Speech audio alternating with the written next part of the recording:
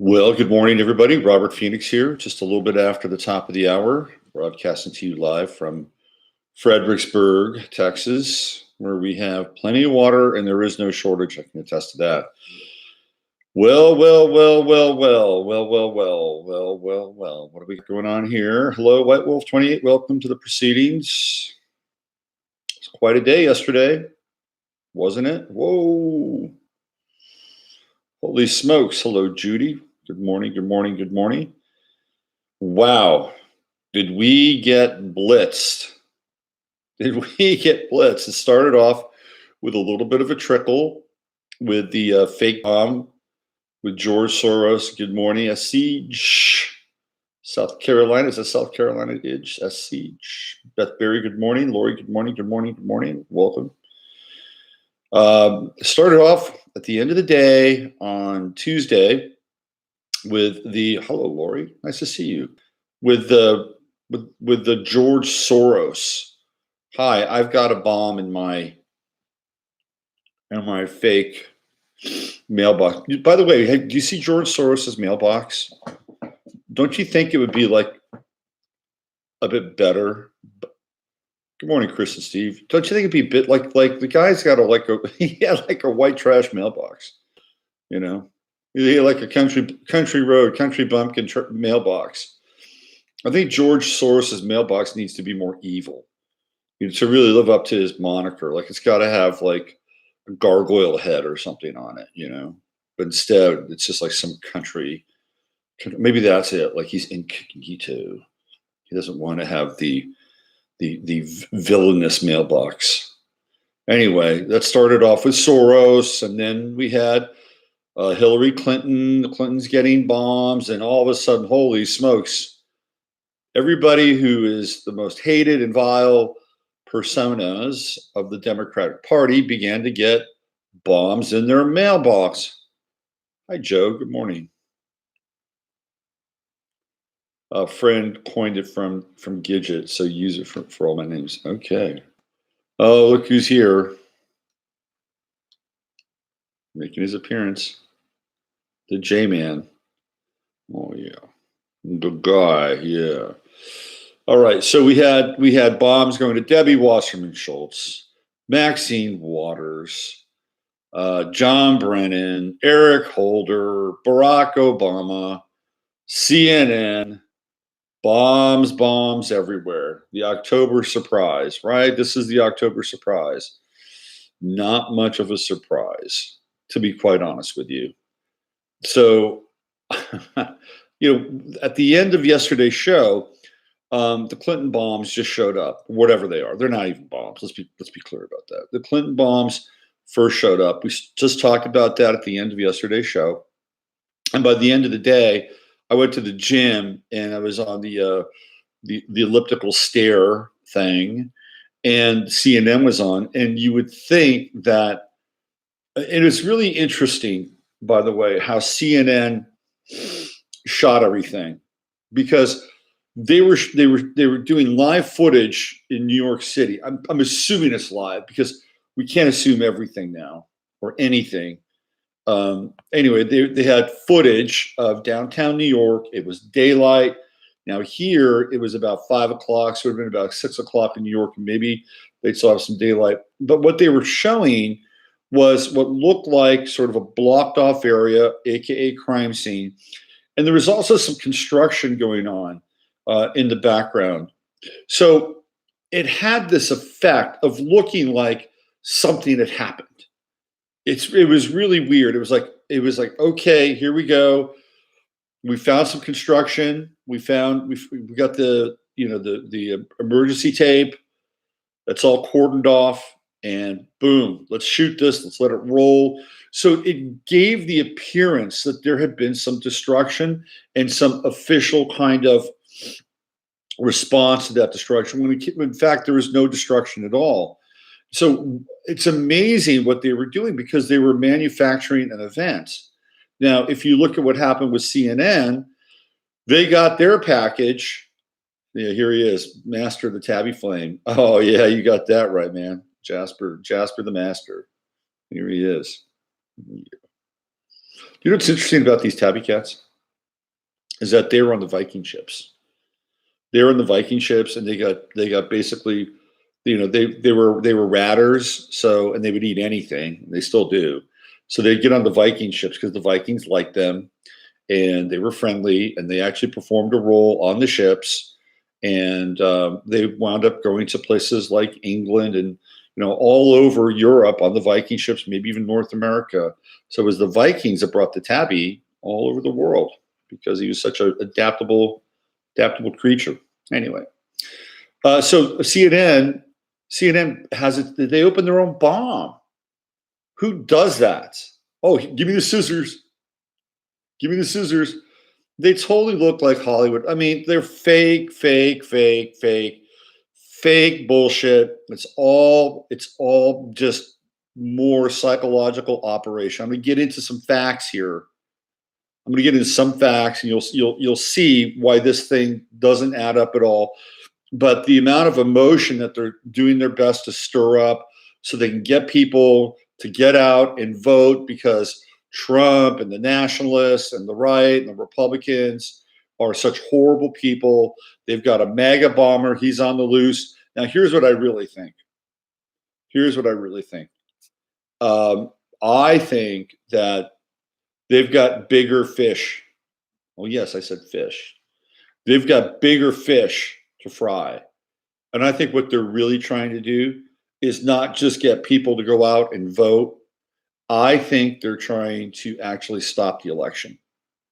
That's what I think. I think they want to pump the brakes on this election, and they're going to do anything possible, anything left in their playbook, anything that's left, whatever's out there, they're going to throw the kitchen sink at this. Okay. Now, one could make an argument if you're really kind of switched on and looking at things from kind of the 4 or 5D perspective, that maybe, just maybe that there is a group that's invested in both sides, and this is a way to get people over to the right, and then they've got a new paradigm and model ready to roll out. Hey, we can take that into consideration. We can take that into account. That's quite possible. But what we're seeing here, whoever is behind it, and I'm assuming it's the Obama team. Because what we have, I mean, let's be honest, we have the neoliberals and we have the neocons, and this is how the game has been split up. The neoliberals tend to be social Marxists. They tend to be very, very top down in terms of government. It's like big government, big government, and then lots of rights, lots of individual rights, very few freedoms. Okay, that's the social Marxist neoliberal side. Then you have the neocon side, which tends to be more nationalist, more aggressive, more pro-war. Theoretically, it's about freedoms, but really, is it? But it certainly looks that way on that side. And so we have these two models. One is more nationalist and statist, neoconical, and the other is neoliberal. Right? This is what's going on. So, at the end of the day, I don't have a lot of interest in the neoliberal model. The neocon model, I don't have a lot of interest in either. What I have interest in is energy and revelation. So the revelation of yesterday's event was that they want to throw the kitchen sink at the damn thing. It's right out of the Alinsky playbook. This is Bolshevism 101. It's like it's all happening right now. It is happening right now. That's like a Reichstag kind of event. But so bullshit, so phony. Okay, I want to read some factoids so that you guys can understand what I'm talking about. So let me read these factoids because I'll show you just how much this whole thing just does not add up. Okay, so these are 8 talking points, and so it's going to take me about a minute or two just to read through this. Number 1, it is ironic that all those receiving these bombs all checked their mail at the same time and prior to the normal delivery of mail in their areas. Okay. Number 2, the coordination of this plot. Someone evaded all of law enforcement from New York, D.C., and Florida, suggesting an inside job. None of the packages are stamped, meaning they're all hand delivered. Okay, because I'm telling you right now, the way that the post office is set up is that if there was a package like that was addressed to Barack and Michelle Obama or Hillary and Bill Clinton, and it looked like that, don't you think the post office would do one of these? Hmm. Hmm. Maybe we should put it under our X-ray machine because in the big post offices, right, in the big distributions areas, they have X-ray machines. They can run it through there and go, oh, look. Oh yeah, those aren't fireworks. It looks like a bomb. Let's call the bomb squad. Because there are, believe it or not, there are fail safes in place for people in power. They have them. They have them. So in a real scenario, maybe one or two at the most might get through that check system. Maybe. But I'd say by and large, zero. Okay, there are over 600 documented cases of violence against conservatives, Trump supporters, including senators and representatives, so much so that the term mob violence has been a major talking point of conservative pundits like Hannity, Limbaugh, Ingram, Carlson, et al. This plot is a convenient way to put the Republicans on defense to distract from the violence committed by the leftists. Okay, maybe. I think it's kind of that. I think that's one of the weaker talking points, but all right, I'll check that box. No conservative would be stupid enough to give leftists this kind of talking point 2 weeks before the most important midterm election in our time. I would have to say mostly yes, but every now and then, you'll get you'll get a nut in the bag of chips every now and then. Is that right? You know what I'm saying? I mean, yes, I would tend to agree with that because when I was out here, like I live in an extremely conservative area. I rub shoulders with extremely conservative people every day. And they just want to be left alone. Like, leave me the fuck alone. Hi, would you like to sign this petition? We're trying to get the hydrofluorosilicic acid out of the water. No, I don't have time for that. Look, I'm not making fun of them. I'm just giving you an example. They want to be left alone. The mindset or the modus operandi for people who are on the conservative side is they don't want to provoke shit. They just want to be left alone. Who wants to provoke people? Well, it's people who have a stake in revolutionary thought or revolutionary actions.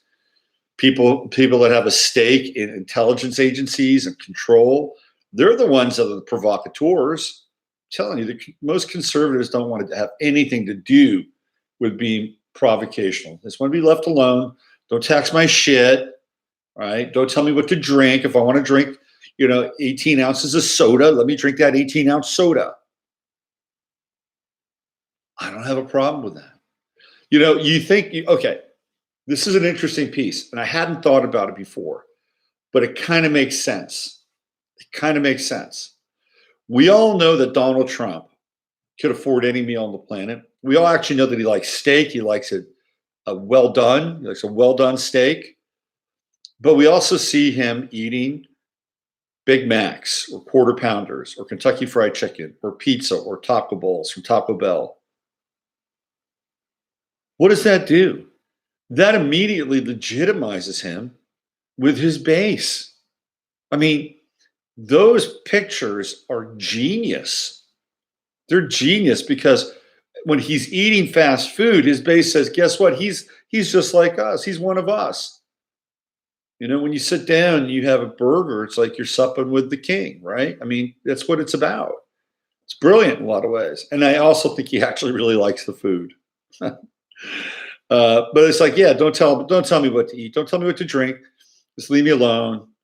Leave me alone. It's the least provocational group of people on the freaking planet. Every now and then you'll get a nut job. It does happen. Although some groups have more nut jobs than others. Okay. Any bomb expert intending on targeting high-profile officials would not put a bomb in an area they know would be checked by aides of the target. Hello? Yeah, exactly. I'm going to read this more. Not the target themselves. In other words, why put a bomb in Obama's mailbox to target Obama when you know Obama himself wouldn't be the person checking his mailbox? Duh.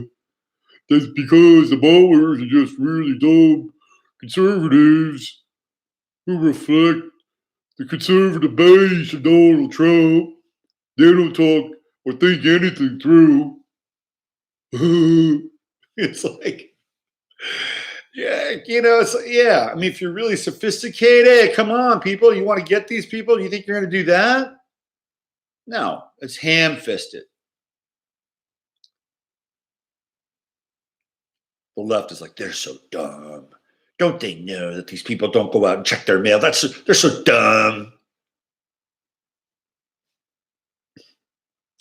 Whoever did this had to know the private addresses of several different high-profile officials. Exactly. So they may not be that dumb. Not easy to get. We know that these addresses aren't public information, given that a Democratic staffer was recently arrested for stealing Republican addresses from the office of Sheila Jackson. So whoever did this was given access to all the home addresses of these Democrat officials, including John Brennan, by the way, who is not a Democrat official, but we know that John Brennan is not a good dude. Yeah, how do you get the addresses? Come on, let's answer these questions. So they're either dumb or they're really sophisticated, right? Can you be both? Can you be like a drooling idiot savant who just thinks that the bomb's going to show up, but at the same time be able to hack systems so you go out and get physical addresses of these officials or ex-officials or unofficial officials? Yeah. Profile that. CNN opened their package and took a picture of it before calling the police and bomb squad. Anyone opening such a suspicious package either has a death wish or is in on the scam. Yeah, right. Like, who opens a freaking bomb package? Can you just see this in CNN? We need a volunteer. We need a volunteer who's willing to open up the bomb package. Great. Come on up. Hands me the scissors. Round of applause. Get back to the mailroom.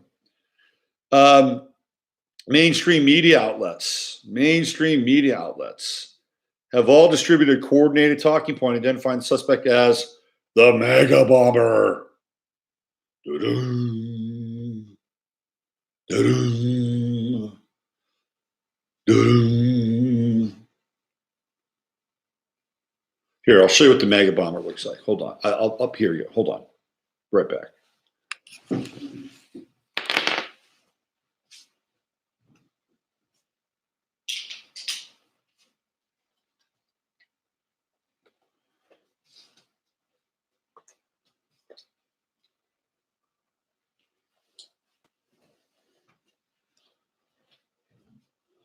Okay.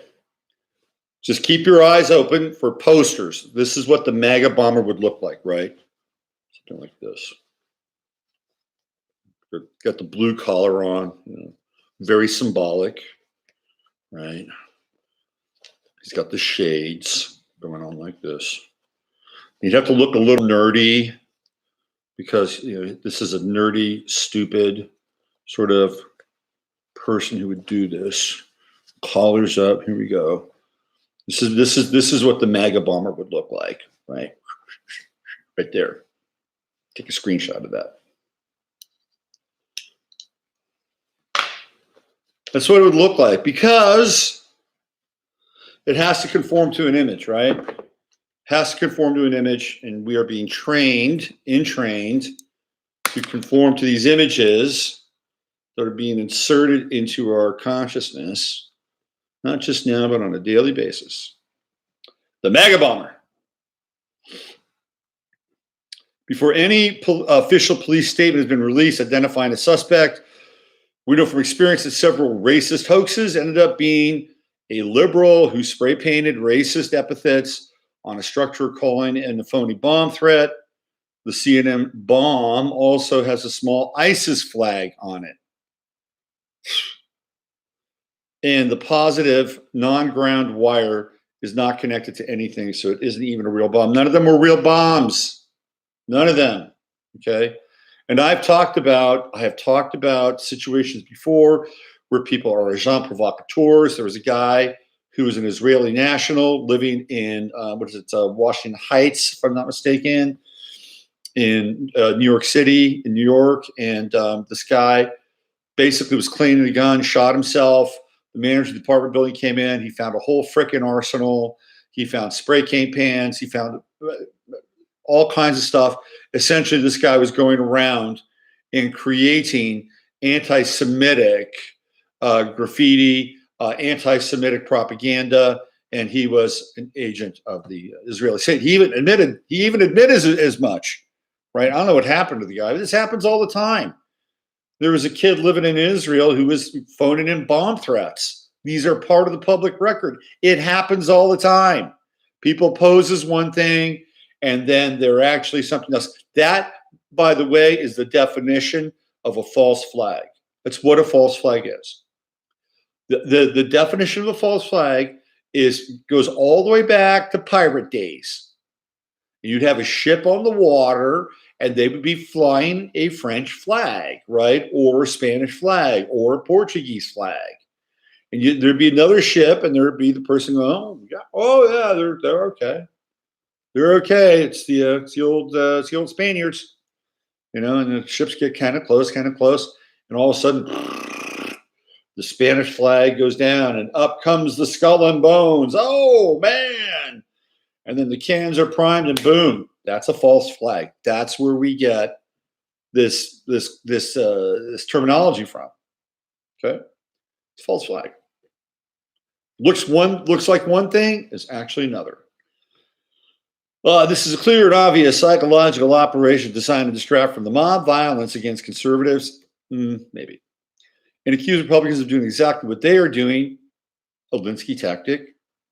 It is also an obvious distraction from the caravan approaching the border. The Democrats know they can't refute the evidence of violence from their party, so they created a manufactured crisis to change the narrative and put conservatives on defense. Okay, there you go. And I think that most of this is true. I don't think we've seen the end of it. I think there's more coming. I think that we're looking at the 3rd of October as being a critical date in this whole fiasco. And I think what they really want to do is they want to force the election to be canceled. That's my feeling. It's not just about turning votes. It's turning voters off. And I think we're going to see more. We're dealing with kind of a variation of Project Chaos here. That's what's going on. From what's happening with the border, with what's happening to weather, with what's happening now with fake bombs, who knows what else is coming.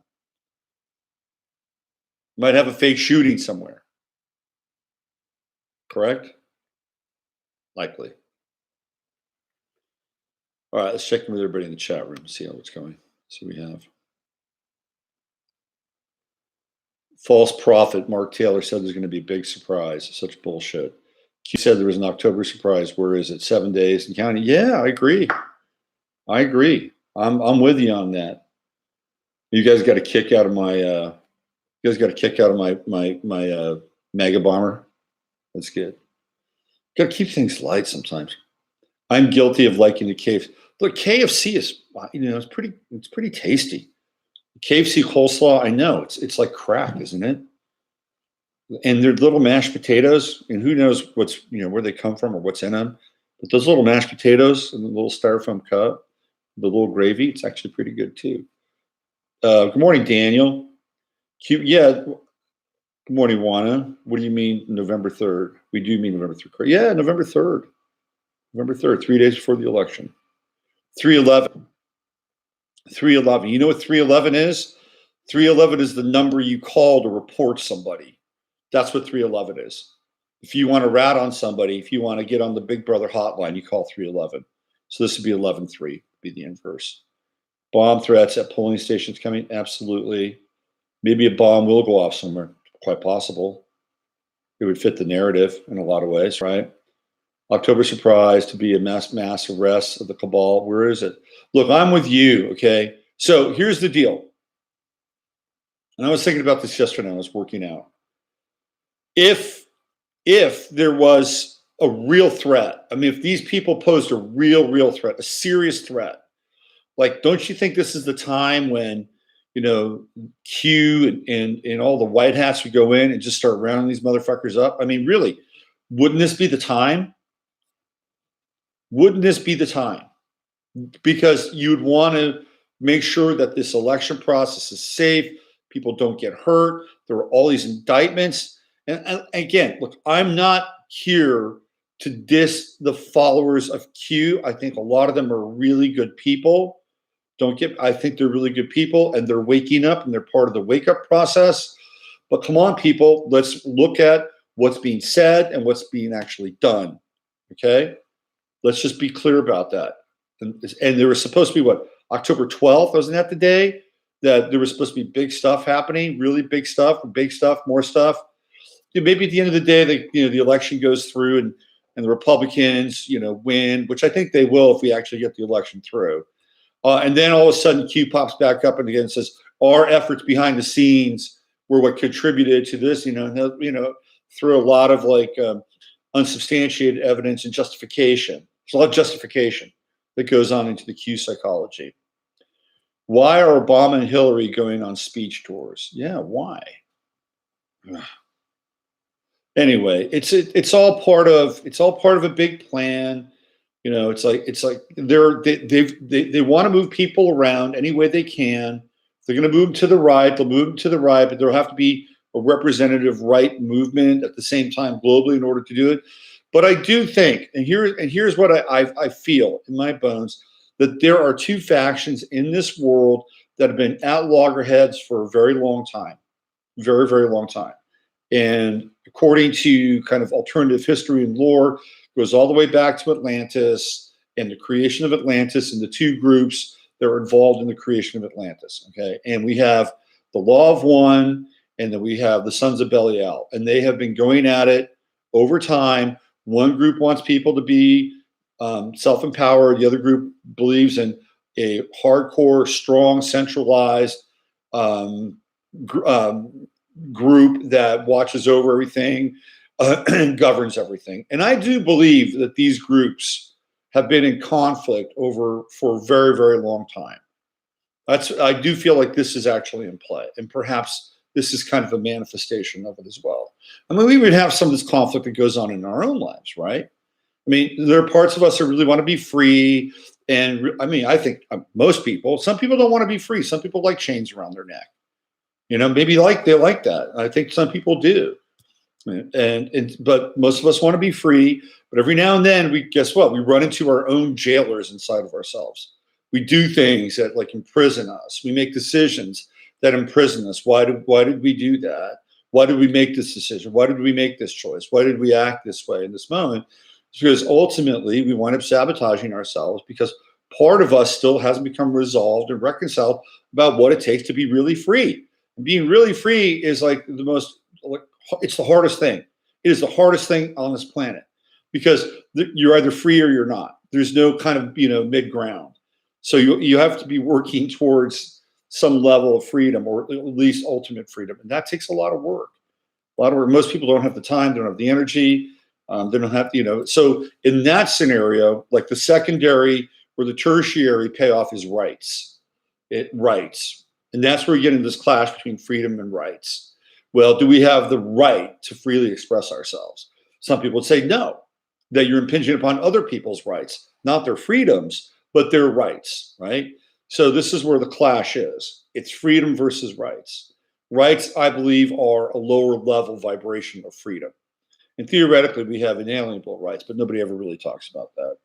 Our overlords are breaking down long. Q considered the vastness of space as if aliens are real. He said they are here on Earth now. I mean, is that really groundbreaking? Is that really groundbreaking? It's not groundbreaking information. Of course, there are other intelligences here. Do they actually come from the stars? Or are they interdimensional? Do they pop up from the center of the Earth? It's probably a sprinkling of all of them. That's my sense. Aliens or demons? They certainly appear to be that way. I mean, the little gray guys are pretty demonic. Those little gray guys.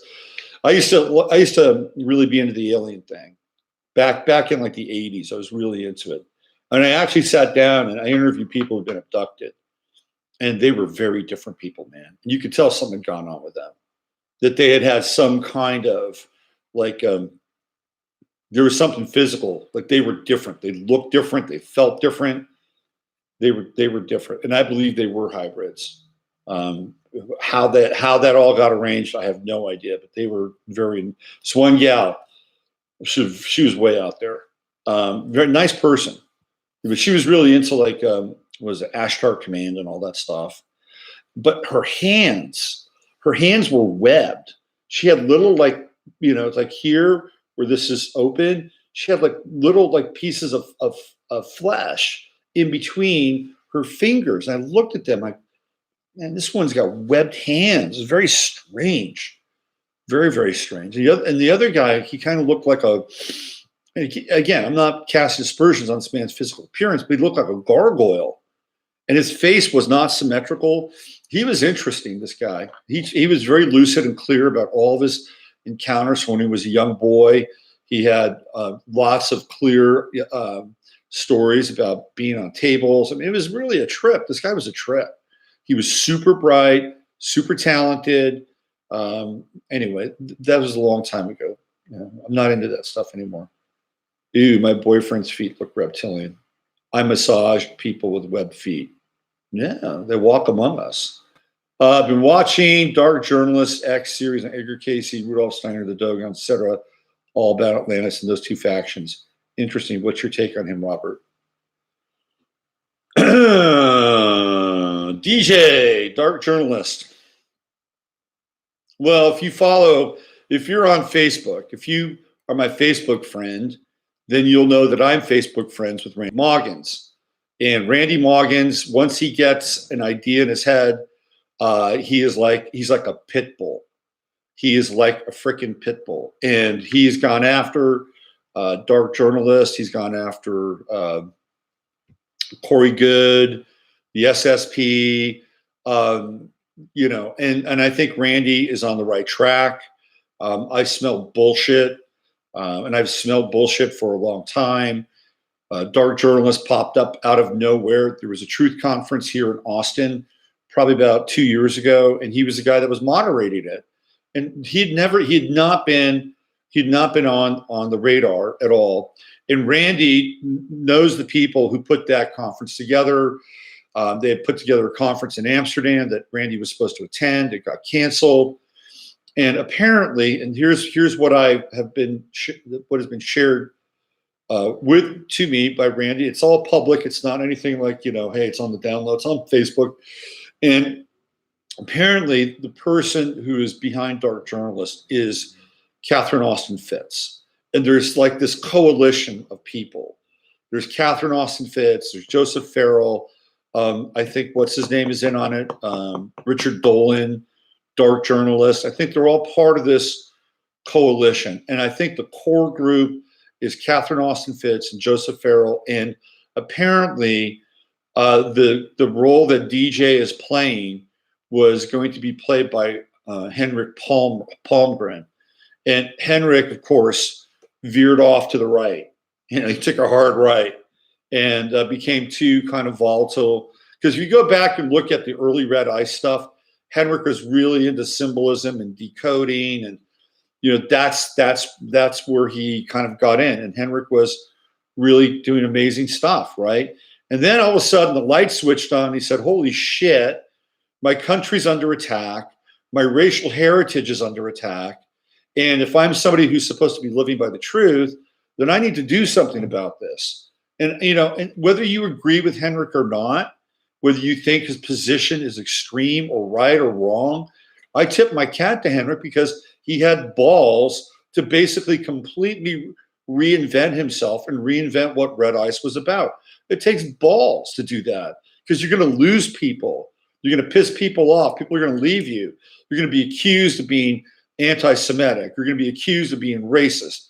You're going to be accused of being misogynist or homophobic, right? But he did it. And it's like people can do whatever they want. If you want to go to this extreme left and you want to, and you're 60 years old and you want to dress up as a girl and say that you're, a 7-year dressed up as a woman and say you're a 7-year-old girl and you want to create a website and a podcast that's dedicated to that, well, fine, go do it. Go do it. Okay. We're talking about freedoms here, the freedom of expression. So anyway, DJ, dark journalist, was moved into place, apparently, according to Randy, once Henrik got too hot to handle in a lot of ways. So there's something going on with dark journalist and Catherine Austin Fitts and Joseph Farrell. They're part of like some kind of coalition, and they've got some kind of plan in place. And I basically like Catherine Austin Fitts. I think she's really smart. She's hanging out in Montenegro. There's some weird thing with Montenegro and money. There's something, she's there for a reason. Okay. But I generally like her for the most part. Joseph Farrell, no. Nope. Don't trust him. And he was completely dismissive towards me when I wanted him on as a guest, because I would ask people back in the old Blog Talk days, I would ask people, who do you want on the show? Who do you want? People say, oh, Joseph Farrell, he's a Death Star. He'd be great. You guys would be great together. So I reached out to him. I reached out to him on Facebook, or sent him I think I reached out to him on Facebook. I think he was a Facebook friend for a while, because I think I added him. It's a long time ago, like 2013 or 14, right around there. And I asked if he'd be on my show. And I waited, and I waited, and I waited, and I didn't get any response. And so I said, I'll send him a follow-up and say, hey, I sent you an email, asked if you want to be on my show, want to make sure you got it, want to see what your response was. You know what he said to me? He said, that was my response. So by not responding to me, that was his response. Like, I'm not even going to bother to respond to you. That's my no. You know what? If you're arrogant, if you're really arrogant, you better be really, really smart. And you better be super on your game. And you better be like covering all the bases and seeing things from, a multidimensional perspective. But people who are like that, by the way, are not arrogant. They're not arrogant. This arrogance was like over the top. And, you know them by their fruits, right? I mean, there are people out there who are in this movement who are accessible. Like Randy is accessible. You could go onto Facebook, you can talk to Randy, he'll answer, he might not always have the most patience, right? But Randy's accessible. He's not inaccessible. I do my best to be accessible. It's not always easy. And I'm not clearly at any sort of level, right, that theoretically these people are. But if you're going to be in this game, I feel like you've got to be, for me, you've got to be fair and you got to treat people well. And sometimes we fuck up. Sometimes we have a misstep. Sometimes we're busy. There are times when people feel like they may be big time, just the way life is sometimes. But I feel like this is kind of how this is working, because it is not hierarchical. We are not involved in a hierarchical process. Like every single one of you in this chat room has something to offer. Okay. I just happen to be like in front of this little green light in my computer screen. You all have something to offer. This is what it's about. This is what the message has always been about. And in the true Aquarian age, your contribution is essential. It's essential. Each and every one of you has something unique to bring to the table. And this is where the God within gets manifested through us and out into the world. We bring our gifts to the world, and each and every one of you has them. And it is not hierarchical. This is what the message of Sananda Emmanuel was. We don't need priests. We don't need priests. Priests are outmoded. You are all sacred technicians in your own life, okay? So when we have these arrogant assholes who are dismissive and think that they have the quote-unquote knowledge, that's just an old paradigm. That's an old paradigm. You could go back 10 years ago, and look at the numbers 10 years ago to the numbers now of people that are switched on. If you had the metrics, and you could get the metrics, by the way, it'd blow your mind. It would be like quantum. You're like, exponential, because you can go on YouTube not YouTube, the internet for now until they scrub everything, which is quite possible. And you can, if you were really, really focused and concentrated, like you could get turned on, switched on, up to speed in about, I don't know, 4 to 5 months, maybe 6 months. Boom. Before, could that happen? No, it couldn't happen that quickly. And it certainly couldn't happen at such a collective level. I mean, that's the one thing that we learned, or I've learned about QAnon, is that it's a collective event. And that's the one thing I am grateful for about the Q Operation Q, whatever, is that a lot of people got switched on. Okay. But there comes a time when, you got to move away, and you've got to find your own engine, your own momentum. Like I was watching this guy Praying Medic the other day for maybe about 5 minutes.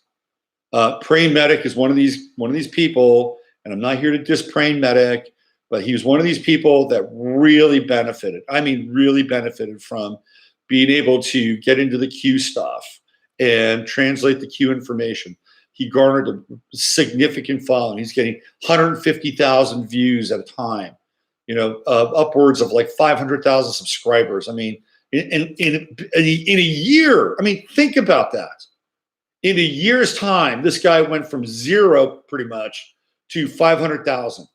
And I've been doing this, and I'm not, again, this is not sour grapes on my part. I've been doing this for 10 years. And on my other channel, I got 4,000 people. And I'm fine with that. I'm fine with where I am, and I'm fine with whatever kind of interchange we have together. I'm cool.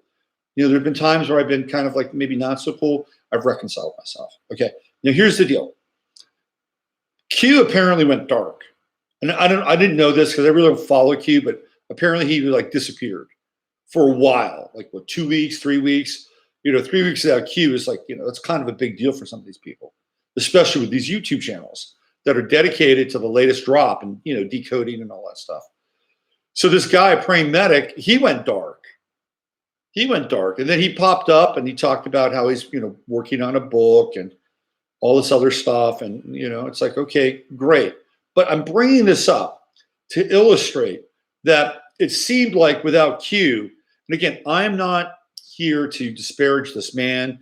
He's probably, in his mind, a good American, a God guy. I know he's a God guy, feeling like he's doing God's work. I'm not here to disparage him. But when Q wasn't there, he had nothing. It was all about the drops, okay? And to me, that's where this whole thing is very shaky. It's super, super shaky. So ultimately, if you can move away from that and continue to educate yourself and grow and see what's going on in the big picture, I think that ultimately Q will have served its purpose. But just to see that, it was like, wow, it's like this guy's like super popular and he's got all these viewers and he's able to decode all this stuff. But once Q's gone, there was nothing. There was nothing there. So you got to have a good foundation. You can't just ride the jet stream sometimes. What is this? It destroyed his wife's business, or seems like a dark energy around him. Red Ice is doing, yeah, Red Ice was just completely like, it was right around what was happening in Charlottesville, right? Remember that? They got wiped out. They got completely wiped out. Okay, thanks for addressing my query. Big respect for Randy. Yeah, Randy's. I tell you, man, Randy's an interesting cat. He's super, super smart, and if you ever saw Randy in person, he's not very big. Randy's maybe about 5'8", maybe about 5'8", maybe 5'9" if he's lucky. I think with shoes on, and he's very thin. He doesn't look like an imposing presence, but I tell you, man, that guy's fierce. He's totally fierce.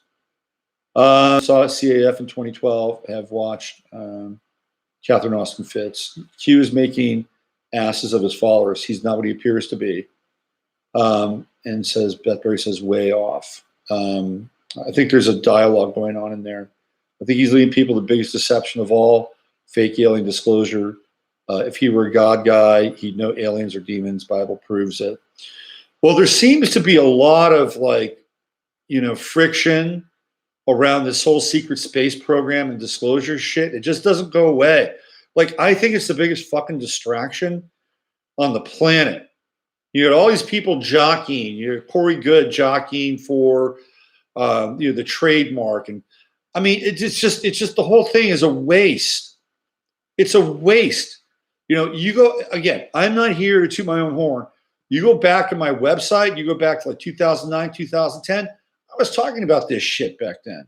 I mean, I was talking about this 8 years ago. Secret space program, free energy, man, that was my thing.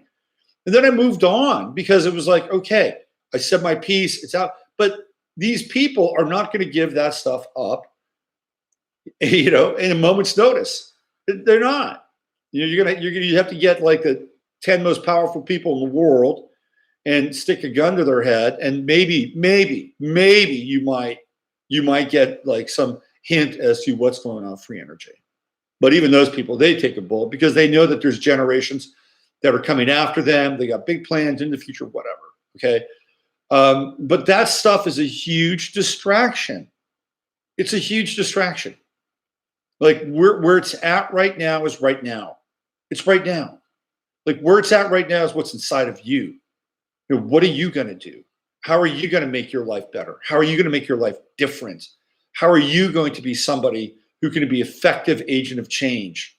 How can you look around and say to yourself, where in my world can I make a difference? And that takes energy. And to get energy, you got to get unhooked, right? You got to get unhooked.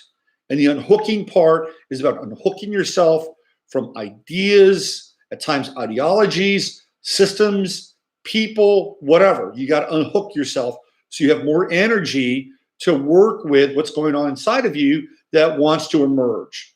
And that process is a deeply personal and individual one. It has nothing to do with some fucking secret space program, okay? It has nothing to do with that because it's out there, right? It's out there. Now, it might represent something inside of us that, look at what we're capable of. Look how advanced we are. This is what's been going on. The wool's been pulled over our eyes. It represents something, major about who we are in general. We get this knowledge and all of a sudden we become that, right? That's how the process works. Once you get the forbidden knowledge, you get to become that. That's how the transference works. The forbidden knowledge is already inside of you. You don't have to go out there. That's what I'm doing good where I live. You should just replay your old shows. I probably should. I think he's leading people, North Node and Leo. What about North Node Leo? It's the end of North Node and Leo. It's coming to an end. And we're seeing this concrescence. What's interesting about the nodes is that they go in opposite directions. So when we get to the end, which is where we are, the nodes are at their strongest. So we're going to see the strongest version of the South Node in Aquarius, which is revolutionary, which is radical, which is theoretically wants change. And we're going to see the strongest intensity of the North Node in Leo. And the North Node in Leo, it doesn't, it's like you can have people like Obama's a Leo. He's a Leo. At least we think he's a Leo, right? And that North Node in Leo strengthens his Leonine perspective. Now, does that mean that it makes it right or better or holy or sacred or more empowered? No, there's more emphasis on it, right? But what we're seeing is these oligarchs, these people who have been in power, right? They've been in power for a long time, or at least they've been in power in ways that we would understand power to be distributed, administrated through historical means or modern means, whatever that modern mean is, usually via bloodlines. And what happens now is these people, they're being threatened. They're being threatened, and there's a great importance on their own survival. That's what's happening with the true node in Leo. And the South Node in Aquarius is radical. It is radical. And there is radical change afoot. It's happening. We have two versions of it. The right is radicalized, although the right is radicalized through their silent majority. They're just going to go out and they're going to storm the polls. That is their radical action. And on the other side, it's much more kind of out in the world and exposed. It's very interesting times. And when the nodes switch, we're going to have that true node in Cancer, and it's going to be much more about emotional values, caring, nurturing, bonding. By the way, the Dow took a big dump. All the gains that have happened in Wall Street over the past 2 years gone. in about a week. Keep your eye on that. It's important to watch. And with the true note in Cancer, there's going to be more energy connected to being able to take care of yourself and take care of other people. Just keep that in mind. Is the October surprise for the Dems and the Republicans? So much bullshit out there. Hey, good morning, Charles. Nice to see you. Yeah, I think they could flip it any way they want, but I think probably the October surprise is coming at the Republicans, theoretically, whatever the Republican. It's like, it's the right, it's the nationalists, it's the statists, it's the people who are anti-globalist. And I think that they're going to just kind of roll this thing out. I mean, this is it. I think this is the end game. This is a version of the end game. This is the big gambit. Because if the left, I don't think Donald Trump has won any friends over on that side of the fence. He's got that Sun Uranus conjunction in Gemini. He can flip a script. And just because he voted Democratic and was friends with Hillary at one point doesn't mean he's going to stay in that lane. That's part of his astrology. I think Trump made a deal on the night of the election not to prosecute Hillary. And I think that's how he got elected. Ultimately, that's why it took so long. I think they could have flipped a few switches and they could have pushed him in another direction. The results of the election could have been different. That's my feeling, okay? My feeling. And there's even a Sabian symbol that refers to that. But, I think he's somebody's clearly able to, get out of his lane and do something different. So it's going to be very interesting. This is it. Because if the Democrats lose the House and lose the Senate, they cannot impeach Trump. And these midterms, if that happens, they're done. They're done. And the only way they could ever come back is to move more back towards the center and stop this identity politics bullshit, which is all about polarization, and find a way to work together. By the way, Trump just signed a bill about opioids, and both the Democrats and the Republicans agreed upon it. They found common ground. Thank you.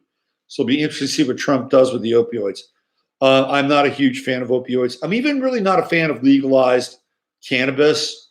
I'm a fan of growing your own cannabis. I'm not a fan of going to a store and buying it, because to me that just reeks of corporatism. Grow your own. I'm a grow your own guy. And if you can grow your own, you can figure stuff out. You can craft it. There's so much out there now that allows you to figure out how to do your own oils, whatever, right? We've got the true note in Cancer. I think that's where we need to go. I think CBD, cannabis are really kind of the antidote for the opioids, and the people in the opioid industry, they're not too happy about that. But he did sign this bill just the other day. So they agreed upon something. Let's hope it's got some teeth in there. We can get our people off these atrocious drugs. Go to your bank and pick up a booklet called Your Account Agreement. Talk about nothing beautiful about evil. There was a beautiful side of evil. I've not heard about it for true. The other call just said they did, called opting in. What are we talking about here? There's been a play since Grease Tank. Okay. They need to decriminalize. I think they do need to decriminalize across the board. I don't think commercialization is the way to go.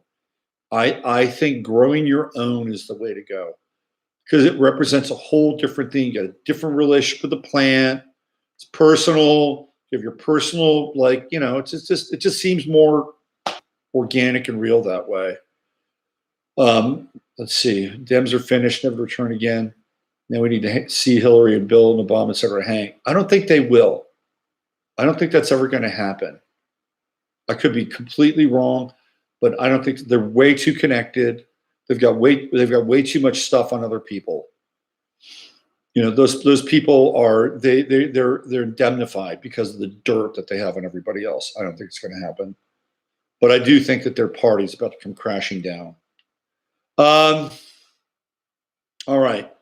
So hey, stay on your toes. In football, they head on a swivel. The defensive backs keep your head on a swivel these days. Keep your head on a swivel. And here's the most important part. And this is what I've learned, and I still have to fine tune this process. The most important part is to not buy into something immediately. Wait 24 hours, wait 48 hours, wait 72 hours. We got a bunch of Paul reviewers out there right now, okay? Just wait. Don't get caught up in posting bogus shit, because that's a way to discredit you. And once you post bogus shit somewhere, you feel bad about yourself. Oh, man, I fucked up. I posted some bogus shit. You don't want that. You want your good name and character intact. And I've had to go through this a few times. We're living in a very, very volatile phase right now, between now and after the midterms. Do not post. Just wait. Give something 24, 48 hours, 72 hours. See how it plays out. So what if you're not the first to report something? Think through things. Always think through things to the best of your ability. See where it resonates. Don't take the bait. Those are my final words for today. Don't take the bait. Ani says there with the dance song, and says, I don't believe the hype. It's a sequel. Yeah, don't believe the hype. Don't take the bait. Stay out just a little bit. Watch what's going on. And then before you engage, share, enlighten, act, be informed to the best of your ability. It's better to be a little slow on the draw at times than to be, caught up and gunned down by your impetuous nature and the desire to be true and quick on the draw. Okay. Ruth says, I best went off Facebook and pretty much stopped posting on social media altogether. I got to say, I want to just echo what Ruth just put into the chat room. I took a week off of Facebook. It felt so good. Oh, fuck, it felt really good. Like to not have to, there's something subtle, and I'll tell you where the whole thing started. The whole thing started with email. The whole thing started, like, email is great, but it's also insidious because that there's shit in your email that you don't always want to check or deal with, whether it's spam or whatever. But you're always thinking, you've always got some program running with your email. It's like, okay, email. It takes you out of the moment, right? It all started with, and I love email. I think it's great. One of the greatest inventions ever. But at the same time, it takes us out of our moments. And everything from email on is just built up. And and thinking about Facebook and what people are saying or not saying or what you're missing out on, or when I was off Facebook for a week, man, it felt really great. In fact, I'd even do email for a week. It's fantastic. Could I do Bill Deagle's chart? I guess. Bill Deagle's son is an astrologer. And he used to have a program on Jeff Rentz. I think he was running airtime on Jeff Rentz. Bill Deagle. I had a how do I say this? A connection with Bill Deagle a long time ago. I'll save it for tomorrow. Cliffhanger. Okay. Hey, thank you everybody for stopping by, showing up. Always great to have you part of my day for an hour. This is my communion. This is my community. I love it. And it's one of the best gifts in my life to be able to share with you. Thank you very much. I got to read this before I sign off. Tara Pan said, I remember I got off Facebook and my sexual potency increased tenfold. Wow. There you go. If you're suffering from ED, get off of FB. And with that, I bid you adieu or good day. See you tomorrow.